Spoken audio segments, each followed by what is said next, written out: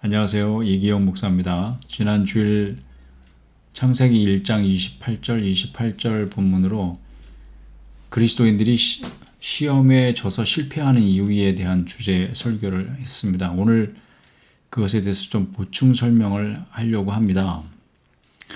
우리가 시험에 져서 실패하는 만 가지 이유가 있다고 생각해요. 나름대로 다 이유가 있죠. 그런데 저는 그 창세기 1장 27절과 28절 말씀에 의지해서 세 가지 실패하는 이유를 생각해 보고자 했습니다. 첫째가 뭐냐? 우리가 하나님의 형상으로 지음받은 존재라고 하는 사실을 자꾸 잊어버릴 때 시험에 치고 실패한다 하는 거죠. 창세기 1장 27절 말씀입니다. 여기서 이제 시험이라고 하는 것은 믿음에서 떠나게 하고 세상의 패턴에 순응하면서 살게 만드는 모든 일을 시험이라고 생각해 보죠.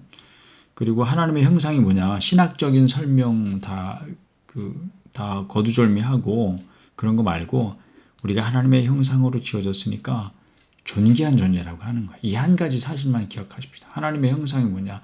하나님께서 사람을 지으셨습니다. 하나님의 형상대로 남자와 여자를 창조하셨단 말이에요. 그러니까 얼마나 존귀한 존재입니까? 하나님을 닮았다고 하는 것, 하나님의 형상을 가졌다고 하는 것, 이 한 가지만 생각해 봅시다. 그러니까 우리가 실패하고 넘어져도 깨지고 터져도 모든 것을 잃은 것 같은 그런 순간이라고 할지라도 나는 하나님의 형상으로 지음을 받았다고 하는 사실을 절대 잊어버리지 마십시다. 이 사실은 변하지 않으니까. 우리가 그렇게 생각한다, 그래서 하나님의 형상이고, 그렇게 생각하지 않는다, 그래서 하나님의 형상이 아닌 게 아니고, 그 사실이 변하지 않으니까 이걸 이제 신약의 표현대로 하면 내가 하나님의 자녀라고 하는 거죠. 예수 믿는다는 것은 하나님의 형상을 회복하는 거예요. 바로. 그러니까 신약적인 표현으로는 우리가 예수를 믿을 때에 하나님의 자녀가 되는 권세를 얻게 된다, 이렇게 표현하고 있는 거죠. 그 권세는 원래 우리에게 주어졌던 것인데 그것을 잊어버렸었고 우리가 예수를 믿음으로 다시 회복하는 은혜를 입는 것입니다. 그러므로 사랑하는 여러분, 어떤 경우에도 우리가 하나님의 자녀라고 하는 사실을 잊지 마십시다. 그게 이제 첫 번째고, 두 번째는 우리가 하나님께 복을 받은 존재라고 하는 사실을 잊어버릴 때 시험에 치고 또 믿음에서 실패하게 된다는 것입니다. 창세기 1장 28절에 의하면 하나님은 이미 복을 주셨고 우리는 이미 복을 받았습니다. 생존을 어떻게 해야 되는지에 대해서 이미 복을 주셨다고 하는 거죠. 하나님께서 주신 복은 뭐냐면 생존에 필요한 모든 것입니다. 이미 우리에게 주어졌습니다. 필요하면 그 외에 하나님께서 더 주실 수 있고 더 주셨습니다. 지금도 주시고 계시고 앞으로도 그러실 것입니다. 이 사실이 변함이 없어요.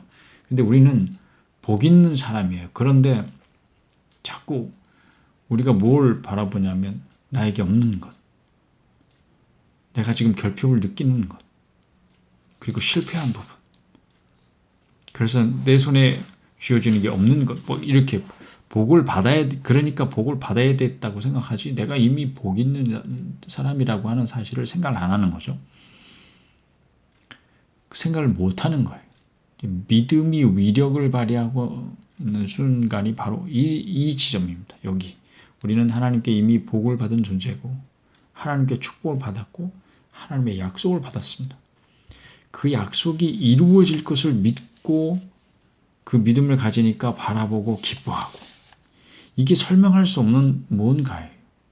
세상이 알지 못하는 무엇인가갑니다. 그게 바로 믿음이죠. 믿음이 발동하는 순간이 바로 이 순간이에요. 이런 순간이에요. 그래서 우리가 살고 있는 땅, 우리가 일하고 있는 모든 일터, 학교 다 축복의 땅이라고 선포하는 거죠. 우리가 오늘 만나는 사람은 정말 복받은 사람이야. 왜? 복 있는 사람을 만나니까. 내가 복 있는 사람이니까. 나를 만나면 당신은 정말 축복받은 존재가 되는 거예요. 정말 복 있는 사람이야. 내가 복 있는 존재니까. 이 땅 정말 축복의 땅이야. 왜냐하면 복 있는 사람이 사니까. 내가 다니는 직장 정말 복을 받을 거야. 잘 될 거야. 왜? 복 있는 사람이 다니니까. 학교 마찬가지입니다.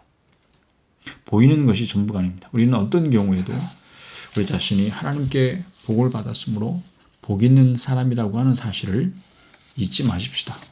세 번째 실패하는 이유를 뭐라고 설명했냐면 우리가 보이는 것에 주목할 때에 시험에 굴복하고 실패한다 그랬습니다.